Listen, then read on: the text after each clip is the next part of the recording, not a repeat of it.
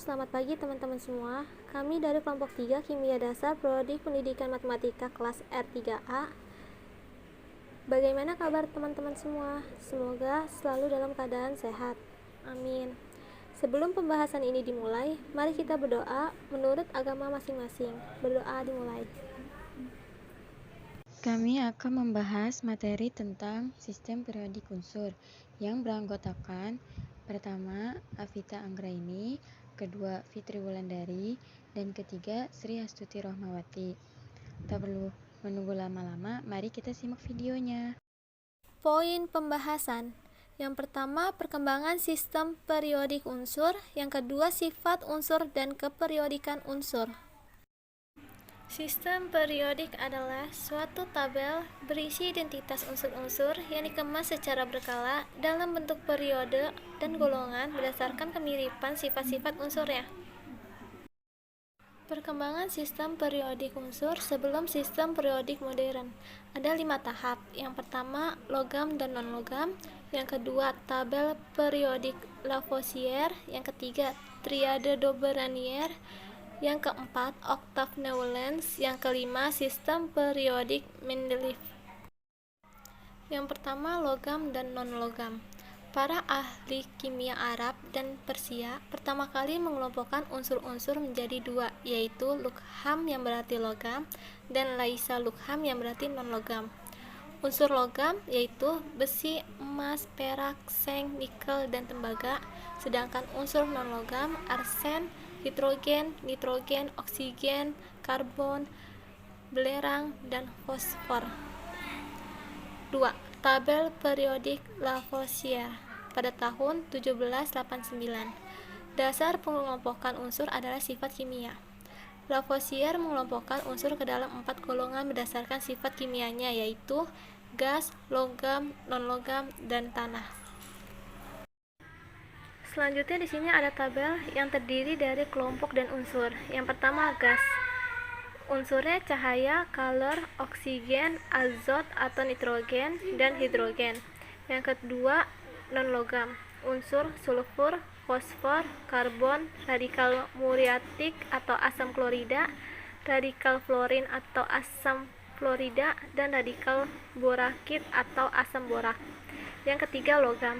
Unsur antimon, perak, arsenik, bismut, kobalt, tembaga, timah, besi, mangan, raksa, molibdenum, nikel, emas, platina, timal, tungsten, seng. Yang keempat, tanah, kapur, magnesia atau magnesium oksida, barit atau barium oksida, alumina atau aluminium oksida, dan silika atau silikon oksida. Kekurangannya, pengelompokan unsur masih terlalu umum. 3. Triade Dauberanier pada tahun 1829.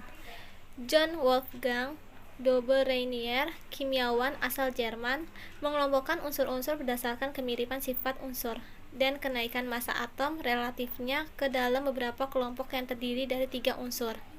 Hukum triade atau dikenal sebagai triade Dauberanier. Massa atom relatif unsur kedua merupakan rata-rata dari massa atom relatif unsur pertama dan ketiga. Kita ambil contoh dari tabel di atas. Massa atom natrium 22,99 jika dibulatkan mendekati 23. Maka massa atomnya akan sama atau mendekati rata-rata dari massa atom litium dan kalium, yaitu 6,94 ditambah 39,10 dibagi 2 hasilnya 23,02, dan jika dibulatkan juga mendekati 23. Kekurangan: ada unsur yang tidak tergolong dalam triad namun memiliki sifat yang mirip dengan triad tersebut. Selain itu, hanya ada 5 triad yang teridentifikasi. 4. Oktav Newlands pada tahun 1864. John Newlands, kimiawan asal Inggris, unsur-unsur disusun berdasarkan kenaikan massa atom relatifnya. Dia membandingkan pola ini dengan oktav yang ditemukan dalam tangga nada musik. Karena itu dia menyebutkan hukum oktav yang berbunyi, jika unsur-unsur disusun berdasarkan kenaikan nomor massa atom, sifat unsur tersebut akan berulang pada unsur kedepannya. Di atas terdapat tabel menurut oktav Newlands. Ada di atas itu. Kekurangan: terdapat beberapa unsur yang ditempatkan dalam satu kolom walaupun memiliki sifat yang berbeda setelah unsur-unsur yang ditemukan. 5. Sistem periodik Mendeleev. Dmitri Mendeleev, seorang ahli kimia Rusia pada tahun 1869. Unsur-unsur disusun berdasarkan kenaikan massa atom. Mendeleev mendapatkan unsur-unsur yang memiliki kemiripan sifat yang disebut golongan, yang ada di atas tabel yang ada tanda panahnya. Sedangkan kenaikan massa atom yang disebut periode, yang ada periodenya itu di samping yang ada tanda panahnya. Kekurangan: beberapa unsur tersusun dengan urut massa atom yang terbalik. Saya akan menjelaskan sistem periodik modern. Sistem periodik modern ditemukan oleh Henry Guan Jeffrey Moseley pada tahun 1914. Setelah ditemukan adanya struktur atom, yaitu partikel penyusunan atom yang terdiri dari proton, elektron, dan neutron, di mana elektron mengitari neutron dan proton yang berada di inti atom. Moseley menemukan bahwa keperiodikan unsur sifat tidak berdasarkan pada massa atom, tetapi didasarkan pada nomor atom atau muatan inti. Jadi, Moseley mengemukakan pentingnya nomor atom dalam penempatan unsur-unsur pada tabel periodik. Kemudian, Moseley memperbaharui tabel periodik menurut Mendeleev. Sistem modern disusun berdasarkan kemiripan sifat dan kenaikan nomor atom. Sistem periode modern disebut juga sistem periodik bentuk panjang.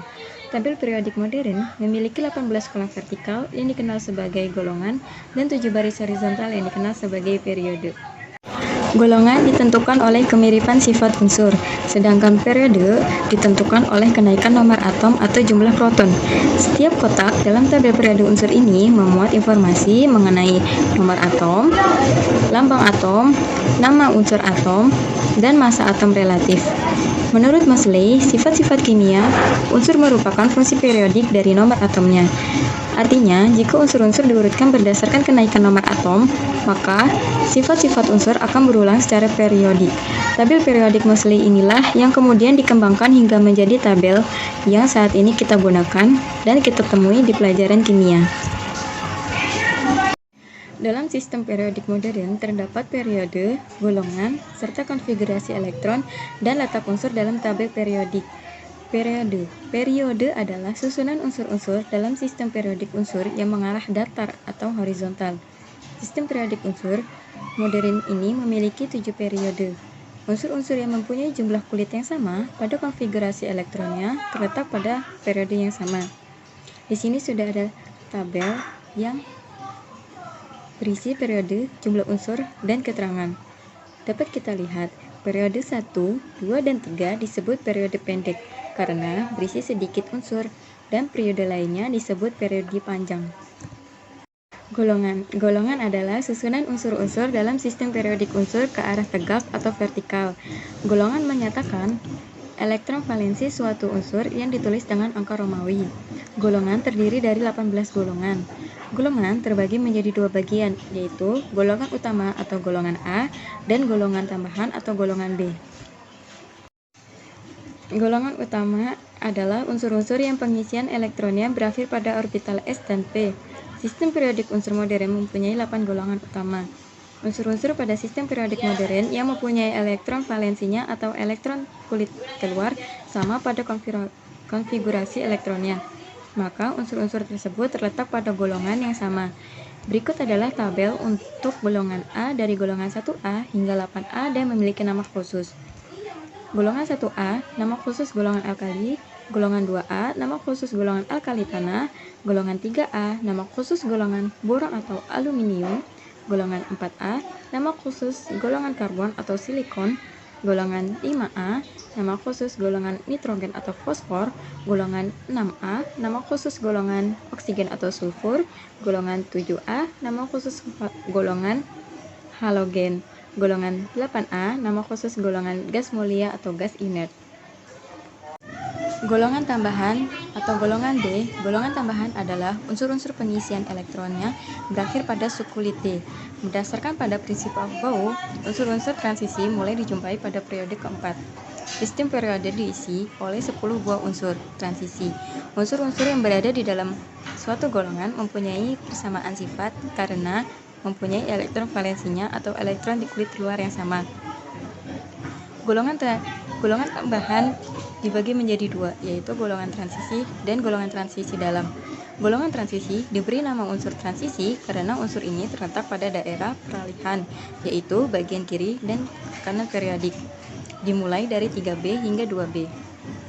Sedangkan golongan transisi dalam adalah unsur-unsur yang pengisian elektronnya berakhir pada subkulit F. Unsur-unsur transisi dalam hanya dijumpai pada periode ke-6 dan ke-7 dalam sistem periodik dan ditempatkan secara terpisah di bagian bawah. Golongan transisi dalam dibagi menjadi dua golongan besar, yaitu unsur lantanida dan unsur aktinida. Unsur lantanida adalah unsur yang elektron terakhirnya mengisi subkulit 4F. Unsur-unsur aktinida adalah unsur-unsur yang elektron terakhirnya mengisi subkulit 5F. Pada periode 6 golongan 3B terdapat 14 unsur yang sangat mirip sifatnya, yaitu unsur lantanida. Begitu juga pada periode ke-7, yaitu unsur-unsur aktinida. Supaya tabel tidak terlalu panjang, unsur-unsur tersebut ditempatkan tersendiri pada bagian bawah pada tabel sistem periodik. Konfigurasi elektron dan letak unsur dalam tabel periodik. Hubungan antara letak unsur dalam sistem periodik dengan konfigurasi elektronnya dapat disimpulkan sebagai berikut. Nomor atom ditentukan oleh jumlah kulit atau kulit terbesar, sedangkan nomor golongan ditentukan oleh elektron valensinya. Untuk golongan A, elektron valensinya berada pada orbital S atau S dan P. Untuk golongan B, elektron valensinya berada pada orbital D atau D dan S, yang dimana membentuk pola N-1D, NS. Berdasarkan hubungan tersebut, maka letak unsur dalam sistem periodik dapat ditentukan berdasarkan konfigurasi elektron. Pada konfigurasi ini, kita hanya perlu menghafalkan urutan subkulit atom seperti gambar di samping.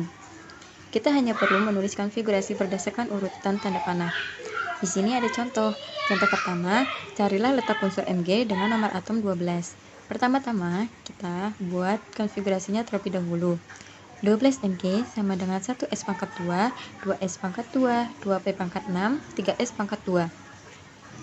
Untuk menentukan periode, kita lihat kulit yang paling besar atau kulit terluarnya, yaitu 3, maka periodenya ada pada periode ke-3. Sedangkan untuk golongan, kita lihat elektron valensinya. Elektron valensinya menempati orbital S, maka ia termasuk golongan unsur A. Kemudian jumlah elektron terluarnya ada 2, maka dia termasuk golongan 2A. Jadi, unsur Mg dengan nomor atom 12 ada pada periode ketiga golongan 2A. Contoh kedua, carilah letak unsur 30 Zn. Pertama, kita buat terlebih dahulu konfigurasi elektronnya. 30 Zn sama dengan 1S pangkat 2, 2S pangkat 2, 2P pangkat 6, 3S pangkat 2, 3P pangkat 6, 4S pangkat 2, 3D pangkat 10. Untuk menentukan periodenya, kita lihat kulit yang terbesar. Nah, kulit terbesarnya ada pada angka 4, maka periodenya adalah periode keempat.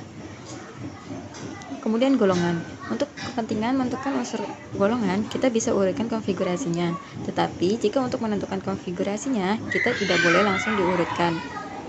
Dapat kita lihat di kulit terakhir atau dua kulit terakhir membentuk atau mengikuti pola D dan S.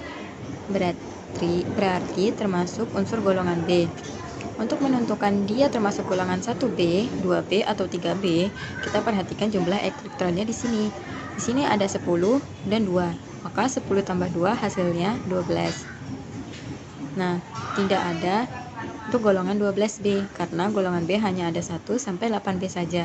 Kita ingat kembali untuk aturan pada golongan B, yang dimana jika dia termasuk golongan 12, maka dia termasuk golongan 2B. Jadi, unsur Zn dengan nomor atom 30 ada pada periode keempat dan golongan 2B.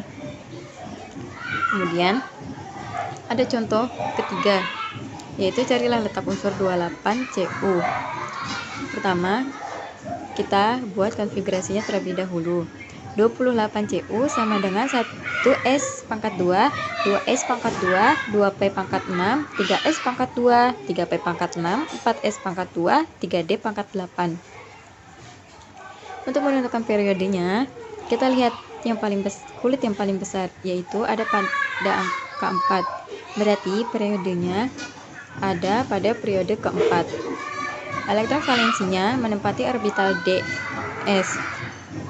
Dan elektron terluarnya yaitu 8 tambah 2 sama dengan 10.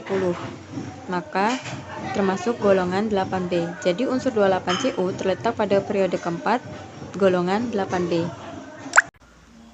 Baik, di sini saya akan menjelaskan sifat unsur dan sifat keperiodikan unsur. Sifat kelogaman suatu unsur tergantung pada besarnya energi ionisasi dan afinitas elektron.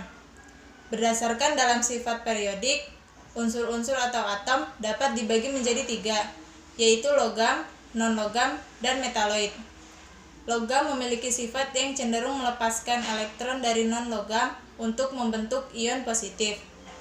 Non-logam cenderung menerima elektron dari logam. Metaloid memiliki kedua sifat seperti logam dan non-logam.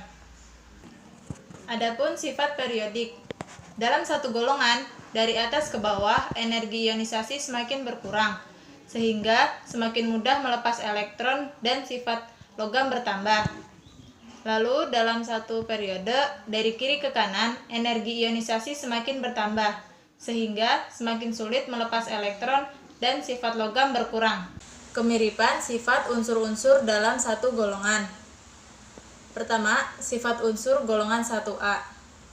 Bersifat logam, lunak, dan dapat diiris. Lalu ringan, dengan massa jenis kurang dari 11 gram cm3. Lalu reaktif terhadap air, semakin reaktif seiring bertambahnya atom. Lalu yang kedua, ada sifat unsur golongan 2A.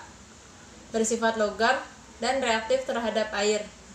Kereaktivitasnya lebih kecil dibandingkan unsur golongan 1A. Lalu yang ketiga, ada sifat unsur golongan 7A. Bersifat non-logam, berupa molekul, beracun, dan reaktif terhadap unsur golongan 1A. Lalu yang keempat, ada sifat unsur golongan 8A.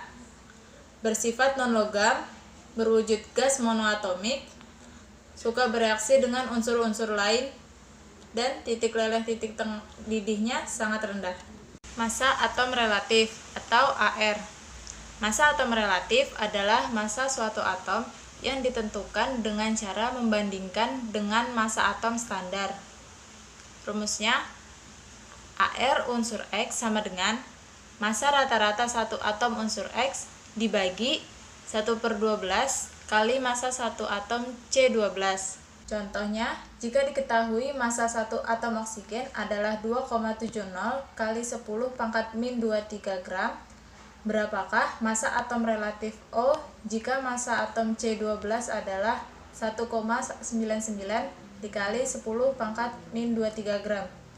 Penjelasannya, AR unsur O sama dengan massa rata-rata satu atom unsur O dibagi 1/12 kali massa satu atom C12 sama dengan 2,70 dikali 10 pangkat min 23 dibagi 1/12 dikali 1,99 kali 10 pangkat min 23 sama dengan 10 pangkat min 23 bisa dicoret, lalu tinggal 2,70 dibagi dengan 1,99/12, hasilnya 16,283.